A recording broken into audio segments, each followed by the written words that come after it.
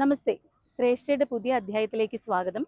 തെങ്കാശിയിലുള്ള കാശി വിശ്വനാഥർ ക്ഷേത്രത്തിലേക്കാണ് ഇന്ന് ഞങ്ങൾ വന്നിരിക്കുന്നത്.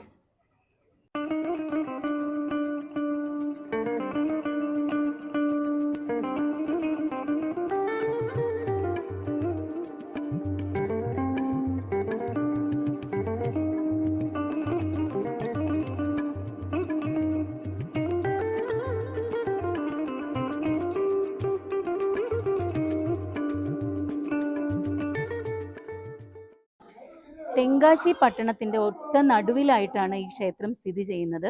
13-ാം നൂറ്റാണ്ടിൽ പരാക്രമ പാണ്ഡ്യ മഹാരാജാവാണ് ഈ ക്ഷേത്രം സ്ഥാപിച്ചത്. വലിയ ഒരു ഗോപുരം ഈ ക്ഷേത്രത്തിന്റെ പ്രത്യേകതയാണ്.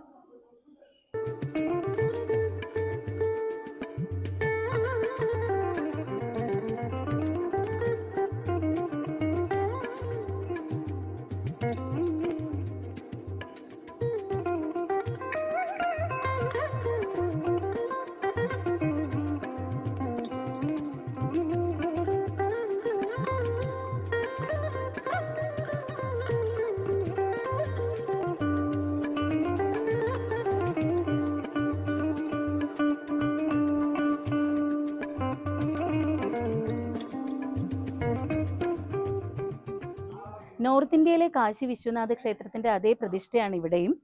സൗത്തിലെ കാശി വിശ്വനാഥ ക്ഷേത്രം എന്നാണ് ഇതറിയപ്പെടുന്നത്. അതാണ് തെങ്കാശി എന്ന് പേര് വരാനുള്ള കാരണം. പാണ്ഡ്യ മഹാരാജാവിന് മഹാദേവൻ തന്നെ, ശിവൻ തന്നെ സ്വപ്നത്തിൽ വന്ന് പറഞ്ഞു എന്നാണ് പറയപ്പെടുന്നത്, ഇങ്ങനെ ഇവിടെ ഒരു ക്ഷേത്രം നിർമ്മിക്കാനായിട്ട്. അങ്ങനെയാണ് ഈ ഒരു ക്ഷേത്രം അദ്ദേഹം ഇവിടെ നിർമ്മിച്ചത് എന്നാണ് പറയപ്പെടുന്നത്.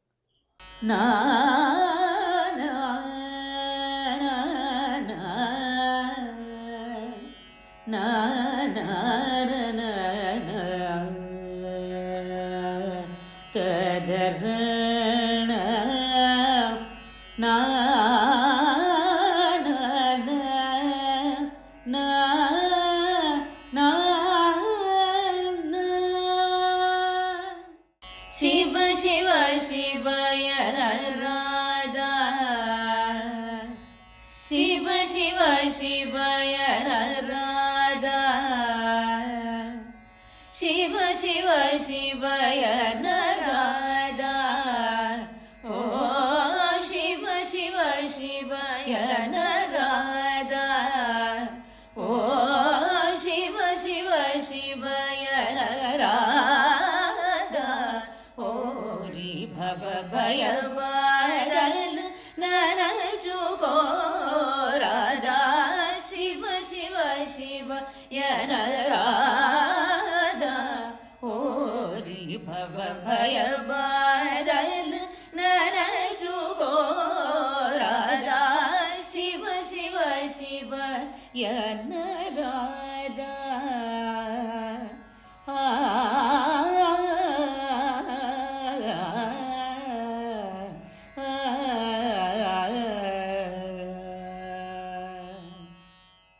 ഒട്ടുമിക്ക തമിഴ്നാട് ക്ഷേത്രങ്ങളിലെയും വാസ്തു ശില്പവിദ്യ നമ്മളെ അതിശയിപ്പിക്കാറുണ്ടല്ലേ. മിക്കവാറും എല്ലാ തമിഴ്നാട് ക്ഷേത്രങ്ങളിലും കാണുന്ന ഒരു ശില്പമാണ് വീരഭദ്രന്റെ ഒരു ശില്പം. വാളും കൊമ്പും ധരിച്ച വീരഭദ്രന്റെ ശില്പം. അങ്ങനെയുള്ള ഒരു മണ്ഡപം ഈ ക്ഷേത്രത്തിലുണ്ട്. ഇതുപോലെയുള്ള മണ്ഡപം നമ്മൾ ഇതിനു മുമ്പ് കണ്ടിട്ടുള്ളത് തിരുവട്ടാർ ആദികേശവ പെരുമാൾ ക്ഷേത്രത്തിലും ശ്രീ പത്മനാഭസ്വാമി ക്ഷേത്രത്തിലും ഒക്കെയാണ്.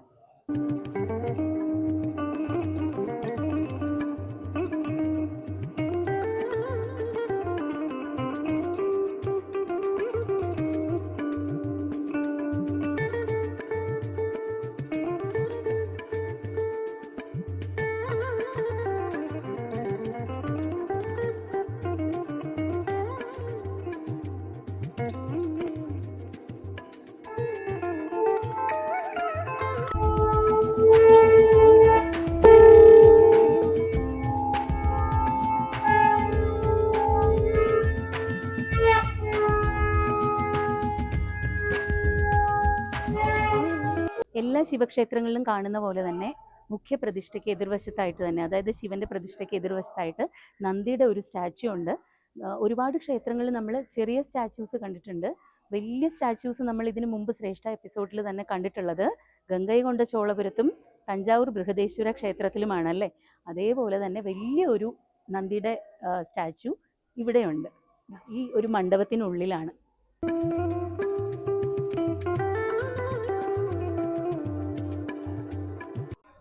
എന്തോരം മണ്ഡപങ്ങളാണ് ഈ ക്ഷേത്രത്തിലുള്ളതെന്ന് അറിയാമോ?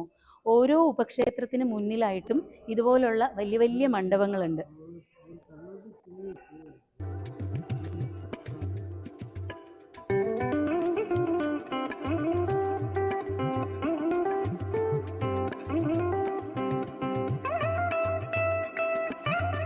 എല്ലാ ശിവക്ഷേത്രങ്ങളിലും കാണുന്നത് പോലെ തന്നെ ഉപപ്രതിഷ്ഠകളായിട്ട് വിനായകനും മുരുകനും ഉണ്ട്. അതുപോലെ എല്ലാ ഉപപ്രതിഷ്ഠകളും പ്രതിഷ്ഠിച്ചിരിക്കുന്നത് സെപ്പറേറ്റ് അമ്പലങ്ങളിൽ തന്നെയാണ്. ഓരോ മണ്ഡപങ്ങളും ഉണ്ട്, ഓരോ ഉപപ്രതിഷ്ഠയുടെ മുന്നിലായിട്ട് മണ്ഡപങ്ങളും ഉണ്ട്, ഓരോ അമ്പലങ്ങളായിട്ടാണ് പ്രതിഷ്ഠിച്ചിരിക്കുന്നത്. അതുപോലെ ഈ മുഴുവൻ അമ്പലത്തിന് ചുറ്റുമായിട്ട് ഗ്രാനൈറ്റിന്റെ മതിലാണ് ചുറ്റപ്പെട്ടിരിക്കുന്നത്.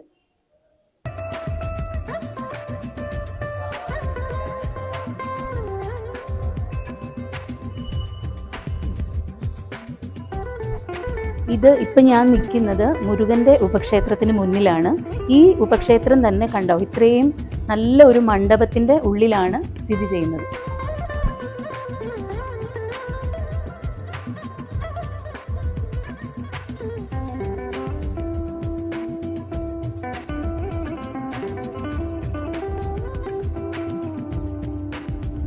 ഈ ഒരു ചെറിയ ഉപക്ഷേത്രത്തിലെ മണ്ഡപത്തിൻ്റെ പോലും ഇത്രയും നല്ല ശില്പങ്ങളും അതിൻ്റെ കൂടെ ചേർന്ന് ഈ തൂണുകളും മ്യൂസിക്കൽ പില്ലേഴ്സ്. ഈ ഉപക്ഷേത്രത്തിൻ്റെ മണ്ഡപത്തിൽ പോലുമുള്ള ശില്പങ്ങളുടെ ഈ ഒരു ഡീറ്റെയിലിങ്ങും ഫിനിഷിങ്ങും കണ്ടോ. ഇതിലും ഈ മ്യൂസിക്കൽ പില്ലേഴ്സ് ഉണ്ട് കേട്ടോ. ഈ മണ്ഡപത്തിൻ്റെ എല്ലാം ഓരോ തൂണുകളിലും മ്യൂസിക്കൽ പില്ലേഴ്സ് ഉണ്ട്. അതിന് മുന്നിലായിട്ടാണ് വീരഭദ്രൻ്റെ ഈ ശില്പങ്ങൾ പണി കഴിപ്പിച്ചിട്ടിരിക്കുന്നത്.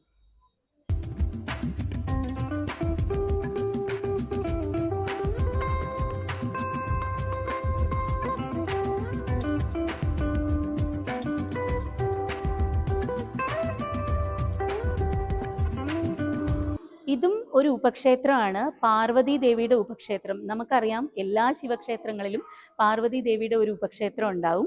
ഇവിടുത്തെ പാർവതി ദേവി ഉലഗമ്മൻ എന്നാണ് അറിയപ്പെടുന്നത്. ഈ ഉപക്ഷേത്രത്തിലെ മണ്ഡപമാണ് നമ്മൾ കാണുന്നത്.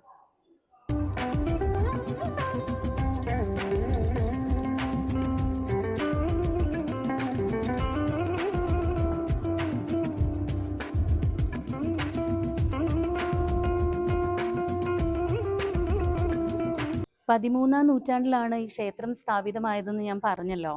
അപ്പം പാണ്ഡ്യരാജാക്കന്മാർ ബ്രാഹ്മണർക്ക് വേണ്ടിയിട്ട് വേദങ്ങൾ ചൊല്ലാനും വേദപാഠശാലകൾ നിർമ്മിക്കുവാനും വേണ്ടി ഒരുപാട് ഗ്രാമങ്ങൾ ദാനമായിട്ട് ഈ ക്ഷേത്രത്തിന് ചുറ്റും നൽകിയിട്ടുണ്ട് എന്നാണ് പറയപ്പെടുന്നത്. ഇപ്പോഴും ആ വേദപാഠശാലകളൊക്കെ ഇവിടെ ഉണ്ടെന്നാണ് പറയുന്നത്.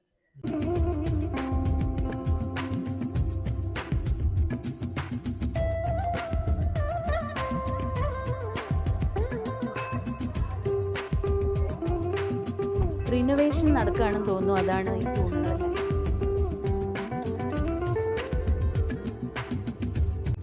ഇവിടെ നേരെ കാണുന്നതാണ് വിനായകരുടെ ഉപപ്രതിഷ്ഠ. ശക്തി വിനായകർ എന്നാണ് അറിയപ്പെടുന്നത്. ഇതുപോലെ ഓരോ ഉപപ്രതിഷ്ഠയ്ക്ക് മുന്നിലായിട്ട് വളരെ വലിയ മണ്ഡപങ്ങളുണ്ട് ഈ ക്ഷേത്രത്തിൽ. മറ്റെല്ലാ ശിവക്ഷേത്രങ്ങളും പോലെ തന്നെ ഈ ക്ഷേത്രത്തിലെയും പ്രധാന ഉത്സവം ശിവരാത്രിയാണ്. അതുപോലെ പൈങ്കുനി ഉത്രം, തൈപ്പൂസം, തിരുവാതിര ഇതെല്ലാം ഇവിടെ വളരെ ഗംഭീരമായിട്ട് ആഘോഷിക്കാറുണ്ട്. അതുപോലെ തന്നെ നവരാത്രിയും ഈ ക്ഷേത്രത്തിലെ പ്രധാന ഒരു ഉത്സവമാണ്.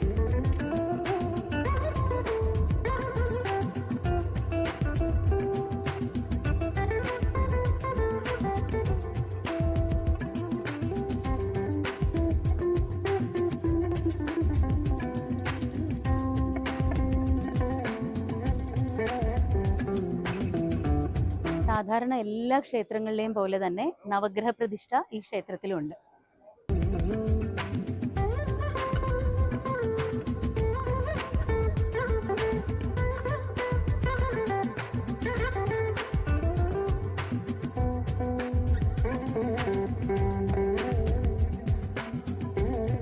ഈ ഗോപുരം നേരത്തെ കണ്ടല്ലോ, 7 നിലയുള്ള ഗോപുരമാണിത്. ഈ ഗോപുരത്തിനുള്ളിലായിട്ട് പ്രധാന പ്രതിഷ്ഠയ്ക്ക് ചുറ്റും ഒരുപാട് ഉപപ്രതിഷ്ഠകളുണ്ട്. ഓരോ ഉപപ്രതിഷ്ഠകളും ഓരോരോ കൽമണ്ഡപങ്ങളുള്ള ക്ഷേത്രങ്ങളായിട്ടാണെന്ന് ഞാൻ പറഞ്ഞില്ലേ. ദേ ഇവിടെ കണ്ടാൽ നിങ്ങൾക്ക് മനസ്സിലാവും, ഇതൊരു ഉപപ്രതിഷ്ഠയാണ്, ഇതൊരു ചെറിയ അമ്പലമായിട്ട് തന്നെയാണ്. ഇതിനപ്പുറത്ത് ഈ 2 ക്ഷേത്രങ്ങളും സെപ്പറേറ്റ് ക്ഷേത്രങ്ങളായിട്ട് തന്നെയാണ് പണി കഴിപ്പിച്ചിരിക്കുന്നത്. കരിങ്കല്ല് കൊണ്ടുള്ള ക്ഷേത്രങ്ങളായിട്ട് തന്നെ. ഇവിടെ റിനോവേഷൻ നടന്നുകൊണ്ടിരിക്കുകയാണ് ഇപ്പം. ഇതൊരു ഉപക്ഷേത്രമാണ്. അത് പിന്നെ അവിടെ 2 ഉപക്ഷേത്രങ്ങൾ കണ്ടോ. കഴിഞ്ഞ തവണ വന്നപ്പം ഈ ഉപക്ഷേത്രങ്ങളുടെ മേളിലുള്ള ഗോപുരങ്ങളൊന്നും പെയിന്റ് ചെയ്തിട്ടില്ലായിരുന്നു. അതുപോലെ വലിയ ഗോപുരം കരിങ്കല്ലിന്റെ കളർ തന്നെയായിരുന്നു. ഇത്തവണ വന്നപ്പോൾ നല്ലോണം പെയിന്റ് ഒക്കെ ചെയ്ത് ഭംഗിയാക്കിയിട്ടുണ്ട്.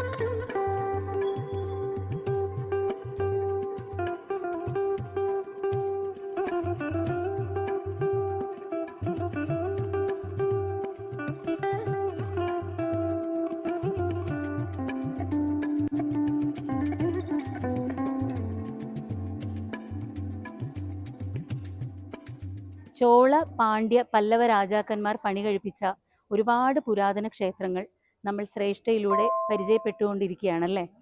ലോകാത്ഭുതങ്ങളെ പോലും വെല്ലുന്ന രീതിയിലുള്ള വളരെ മനോഹരമായ ശില്പചാതുരി നിറഞ്ഞ ഒരുപാട് ക്ഷേത്രങ്ങൾ നമുക്ക് ഇനിയുമുണ്ട്. മറ്റ് ശ്രേഷ്ഠ അധ്യായങ്ങളിലൂടെ ഈ ക്ഷേത്രങ്ങളെല്ലാം നമുക്ക് പരിചയപ്പെടാം. ഇനി ഒരു അധ്യായത്തിൽ വീണ്ടും കാണാം. നമസ്തേ.